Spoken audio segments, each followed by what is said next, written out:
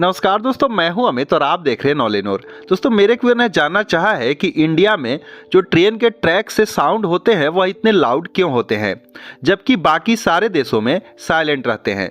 यहाँ तक कि यूएसए, जहाँ पर पैसेंजर रेलवे को इतनी इंपॉर्टेंस नहीं मिलती है, फिर भी वहाँ पर ट्रैक साउंड बहुत साइलेंट होते हैं। तो दोस्तों, आज की इस वीडियो में हम इसी के बारे में डिस्कस करेंगे और समझने की कोशिश करेंगे कि भारतीय रेलवे जिस ट्रैक्स पर चलती है उसमें से इतनी आवाज़ें क्यों आती है। तो दोस्तों, सबसे पहले तो आप यह समझ लीजिए कि ये जो आवाज़ होती है सिर्फ हमारे लिए ही नहीं, हमारे जैसे बहुत सारे लोगों की यह पसंद होती है और भारतीय रेलवे की ये जो आवाज़ होती है एक पहचान होती है।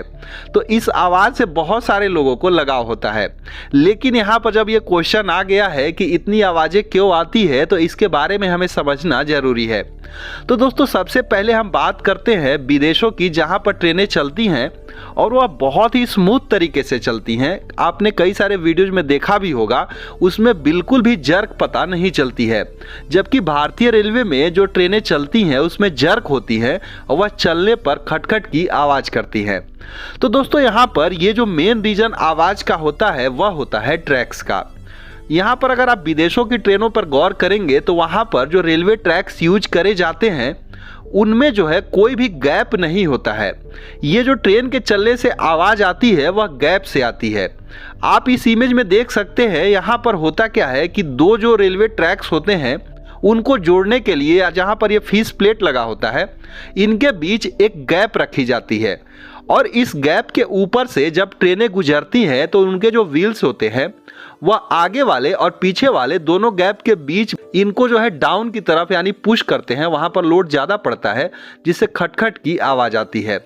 दोस्तों, यहाँ पर सवाल ये आता है कि ये गैप क्यों छोड़ी जाती है। तो होता क्या है कि यहाँ पर अगर आप गौर करेंगे तो थर्मल एक्सपेंशन के कारण, मतलब कि जब अधिक गर्मी होगी या फिर जब अधिक ठंडा होगा तो मेटल की ये प्रॉपर्टीज होती है, उनमें जो है एक्सपेंशन होता है, उनमें जो है उनके साइज में बदलाव होता है।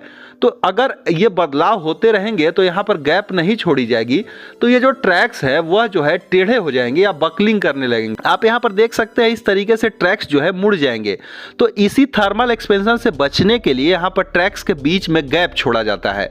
दोस्तों, विदेशों में होता क्या है कि जो यहाँ पर रेलवे जो ट्रैक्स यूज करती है वो जो है यहाँ पर गैप न देकर, यानी कि इस तरीके से फीस प्लेट न लगाकर उन्हें जो कंटिन्यू वेल्डिंग कर दिया जाता है और ये लंबी लंबी वेल्डिंग जो है कंटिन्यू रहती है। तब यहाँ पर किसी भी प्रकार का कोई ज्वाइंट नहीं पड़ता है, जिससे ये चीज़ें नहीं आती है और यहाँ पर ट्रेन जो है स्मूथ जो है चला करती है। दोस्तों, आपका ये सवाल आ सकता है कि जब वहाँ पर कंटिन्यू वेल्डिंग करी गई है तो वहाँ पर क्या गर्मी, बरसात या फिर ठंडी नहीं पड़ती है, क्या वहाँ पर थर्मल एक्सपेंशन नहीं होता है? तो बिल्कुल होता है और इससे निपटने के लिए भी एक चीज़ें करी जाती है। दोस्तों, ऐसा नहीं है कि सिर्फ जो है विदेशों में ही, भारतीय railway north east frontier railway में आप पाएंगे कि यहाँ पर जो है 684 किलोमीटर का जो ट्रैक्स है, जहाँ पर 684 किलोमीटर के ट्रैक्स को पूरी तरह से वेल्डिंग करके ऐसा बनाया गया है जिसमें अगर ट्रेनें चलेंगी तो वहाँ पर बिल्कुल भी आवाज़ नहीं आती हैं। तो चूंकि यहाँ पर हुआ क्या कि जो ट्रैक्स है वो पुराने ज़माने अंग्रेज लोग बनाए थे, वहाँ पर 13-13 मीटर का जो ये आप देखेंगे कि जो रेलवे ट्रैक्स यूज करे गए हैं तो उनको आपस में जोड़ने के लिए फीस प्लेट का यूज किया गया है। दोस्तों, फीस प्लेट के कारण चूंकि थर्मल एक्सपेंशन से इस तरीके से जो है घटती या बढ़ती है, इसके लिए इनमें गैप रखा जाता है, जिसके चलते अगर उसके ऊपर से कोई ट्रेनें गुजरती हैं तो इस प्रकार से आवाज़ करती है।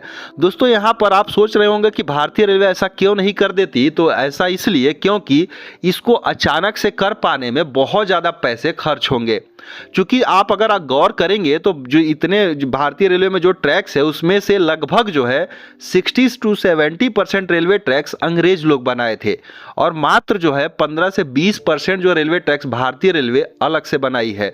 तो उसमें जो है नए नए बदलाव किए जा रहे हैं, लेकिन जो पहले से बन चुके हैं वो जो ट्रैक्स इसी प्रकार से हैं और उनको जो है कंटिन्यू इस प्रकार से वेल्डिंग नहीं किया जा सकता है, क्योंकि जो कंटिन्यूअस जो वेल्डेड ट्रैक्स होते हैं जिस तरीके से इस विदेशों में लिया जा रहा है, उसके लिए 120 मीटर का जो रेलवे ट्रैक्स है वो ट्रैक्स चाहिए, तभी वहां पर इस प्रकार से वेल्डिंग करी जा सकती है।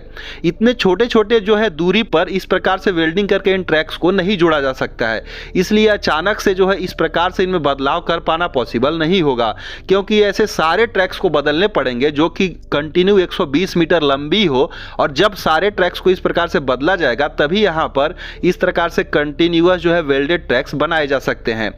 दोस्तों ये जो कंटिन्यूअस वेल्डेड ट्रैक्स होते हैं उनमें भी थर्मल एक्सपेंशन होता है, लेकिन आप पूछेंगे कि ये कितनी दूर तक वेल्डिंग करी जाती है, तो इनका जो क्राइटेरिया बनाया गया है वह जो होता है एक ब्लॉक सेक्शन के अंदर, मतलब कि एक ब्लॉक सेक्शन से चलकर दूसरे सेक्शन तक जाते जाते उन्हें कंटिन्यू वेल्डेड किया जा सकता है। लेकिन जब वो छोर आएगा तो वहां पर इस थर्मल एक्सपेंशन से बचने के लिए वहां पर जो है स्विच एक्सपेंशन ज्वाइंट, जैसा कि आप यहां पर इस तरीके से देख सकते हैं, वो जो है यूज किया जाता है। दोस्तों जहां पर कंटिन्यूअस वेल्डेड ट्रैक्स होते हैं उनके बीच का जो पार्ट होता है वो जो है एक प्रकार से समझिए कि डेड जो है वो वहां पर कोई भी बदलाव नहीं होता है।